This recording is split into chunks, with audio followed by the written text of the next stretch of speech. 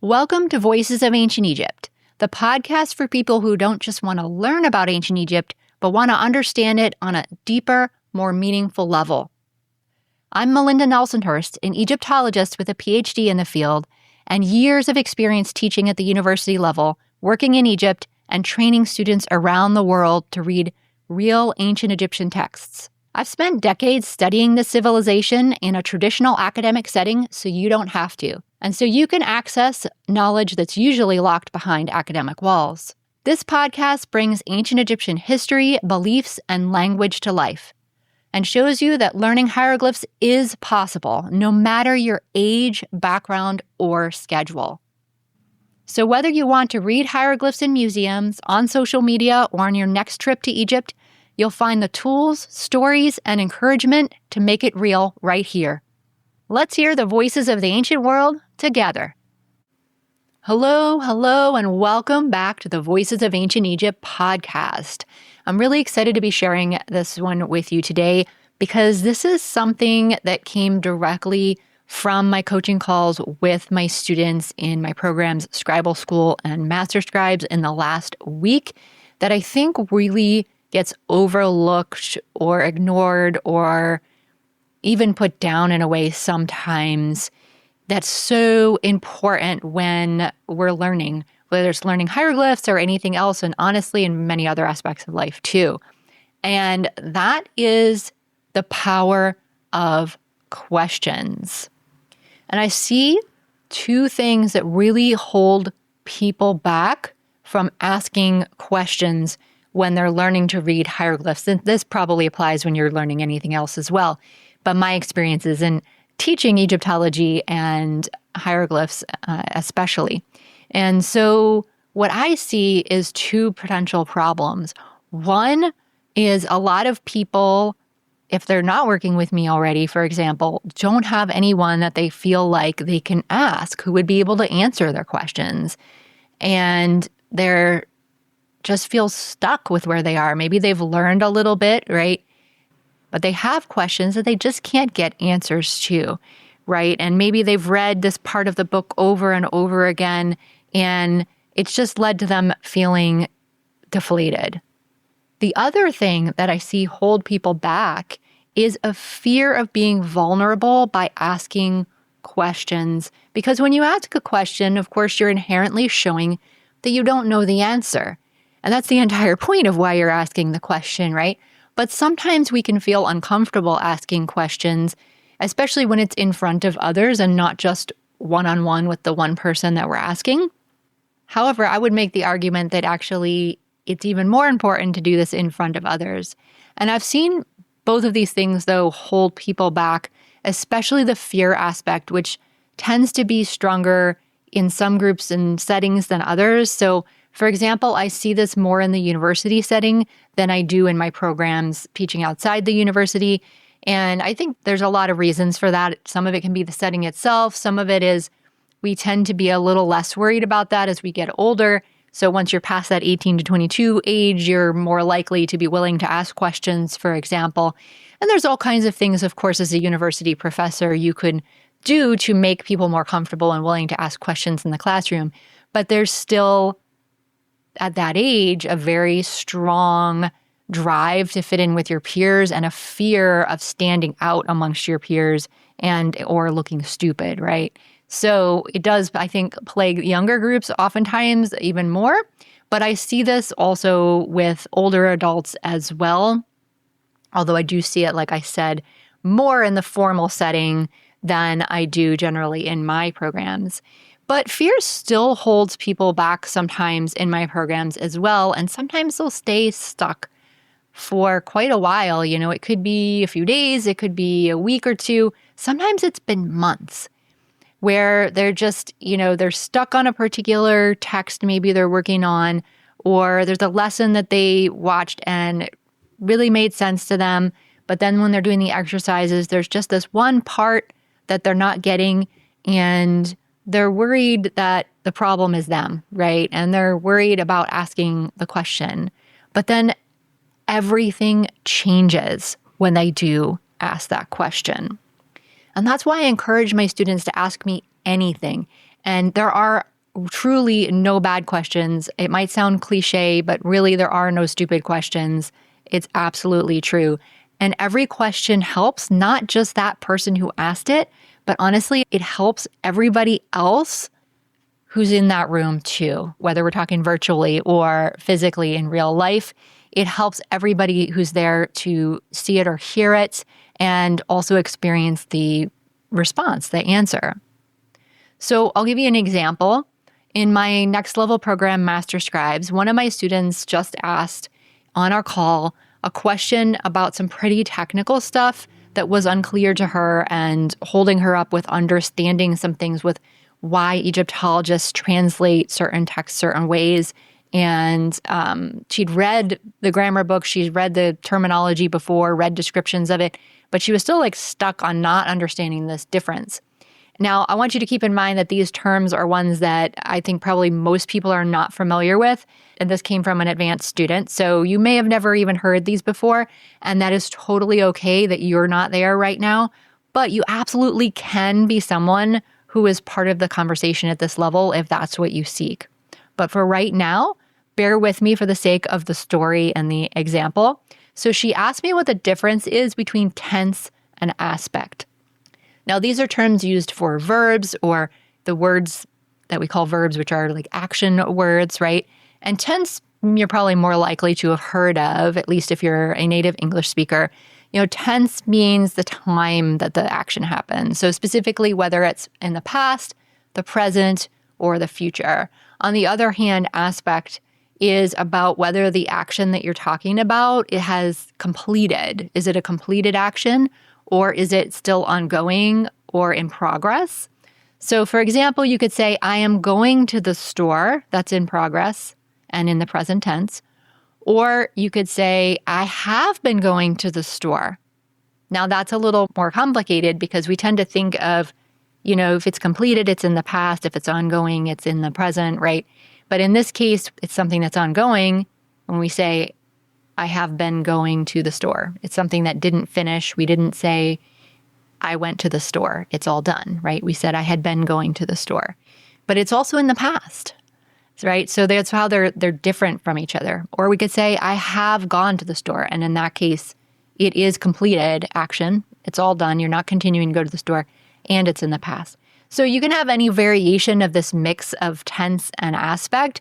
And that's just a brief explanation. So if you're not wrapping your head around it quite yet, please don't worry about that. Like I said, this is a topic we get into really just in a very advanced level. So it's not something to fret about or anything if it doesn't 100% click right now. But my point is that once I explained this on the call, and this was something that we talked about a little bit, but not super deeply and explicitly before, and the student has had some university background in the language and has read some grammar books, and so oftentimes has a lot of questions about what do these things mean that she's reading in the grammar book.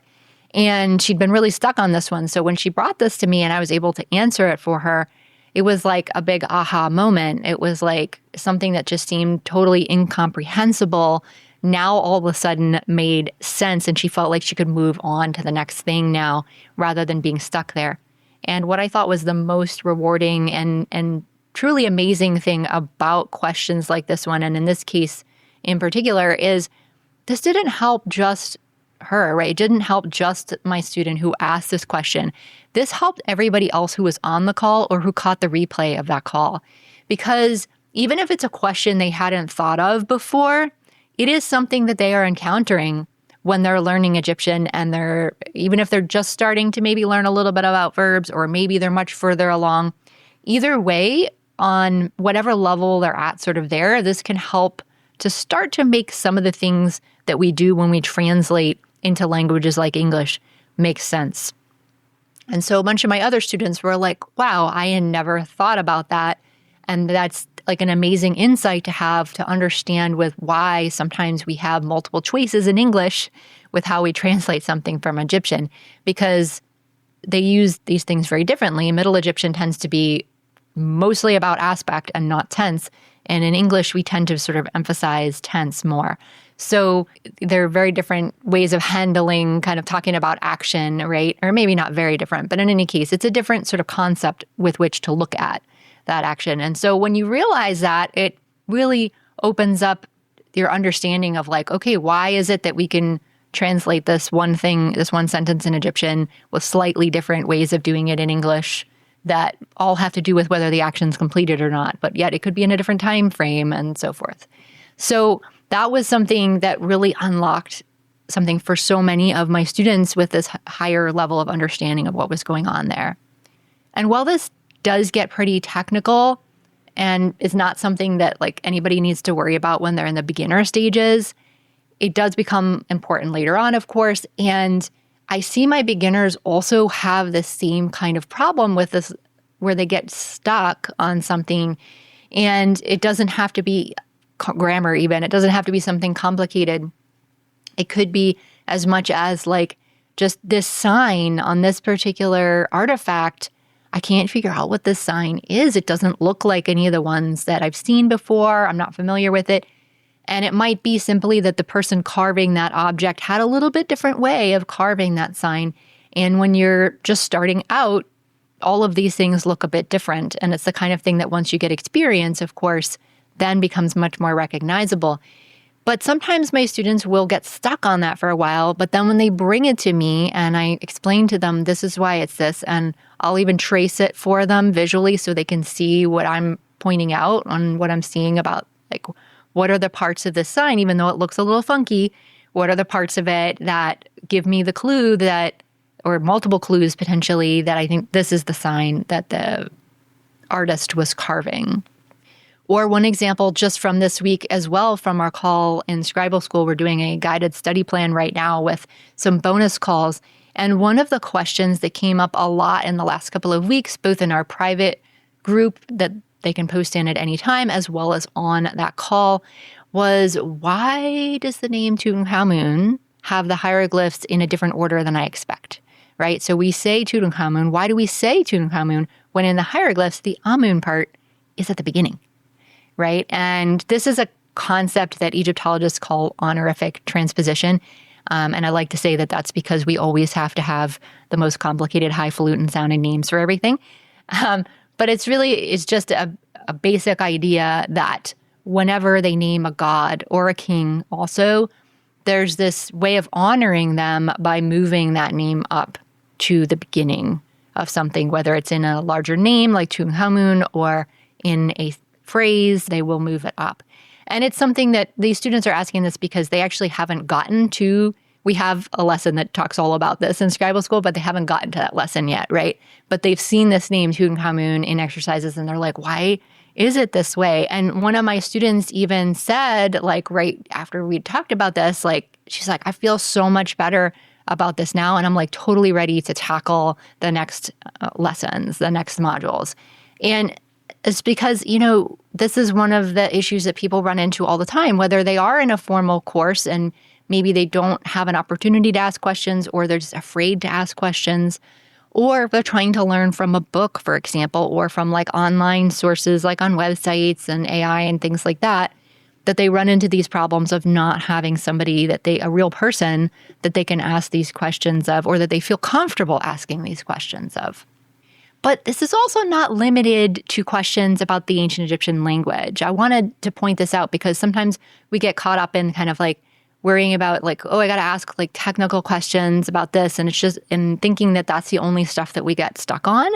But really, I see this a ton, and, a huge percentage of the things that I answer or coach on oftentimes are not necessarily specifically to do with the language, although I would say most are, but a lot of them also have to do with something else. So, for example, I've had students who sometimes they went on a trip, or they had a serious illness, or they just got really busy with life, and that interruption took them away from their studies for a bit, and now they're having a lot of trouble picking back up again until they come and ask me about it. And I see this all the time. So I have one student, for example, who's had some really serious health battles. And so she'll kind of come in and out from studying. She'll be studying for a while, she'll cut back for a while, or even completely stop sometimes when her health is more of an issue and she has to put it on hold for a little bit. And when this happens, it can be really easy. This can happen to her, and I've seen it with many other students as well. It can be really easy to then have it be hard to start up again.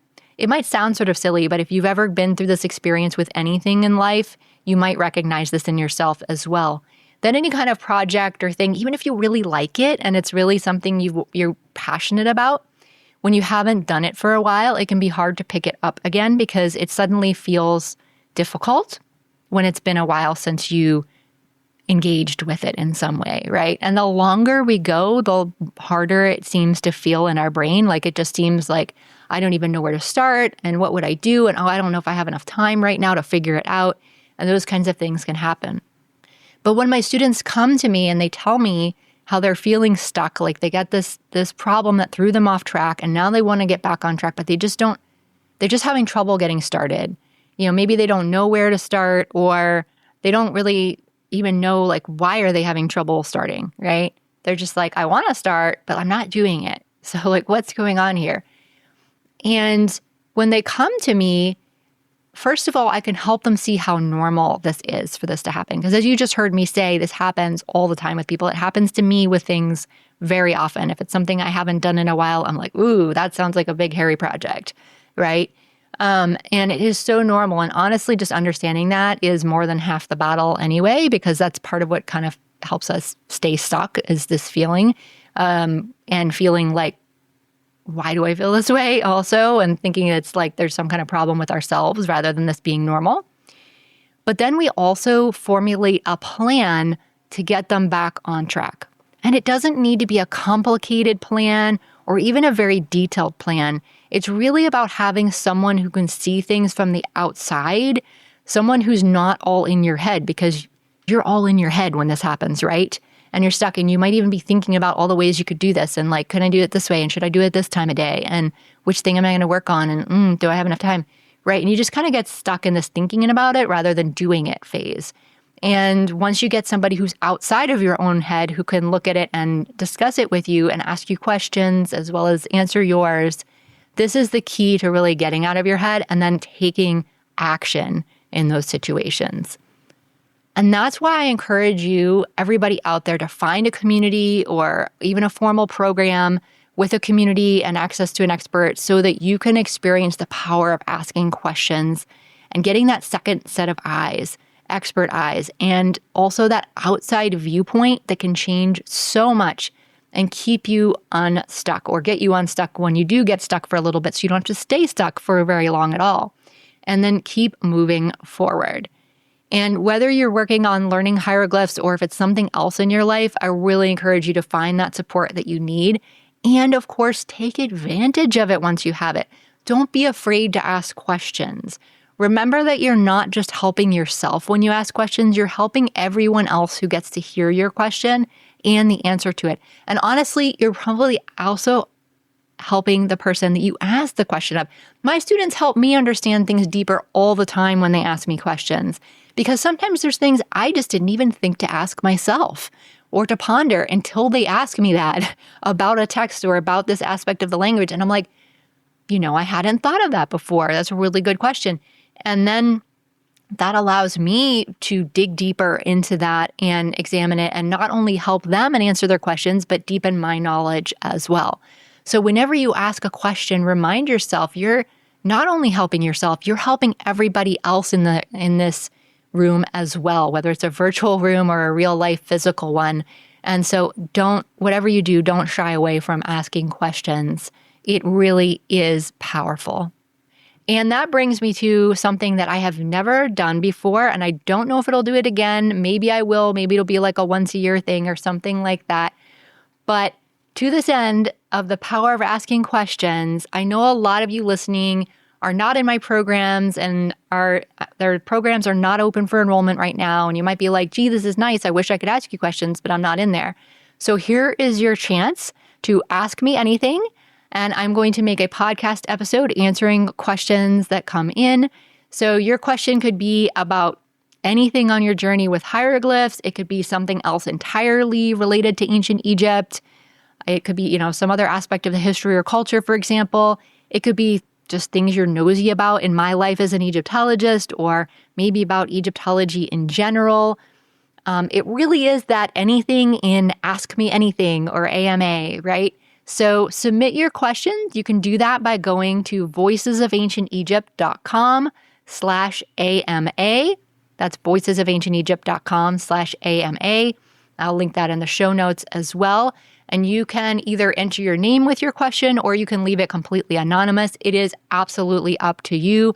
Whatever you prefer and are most comfortable with, I would encourage you to do. And I cannot wait to see your questions and answer them here on the podcast.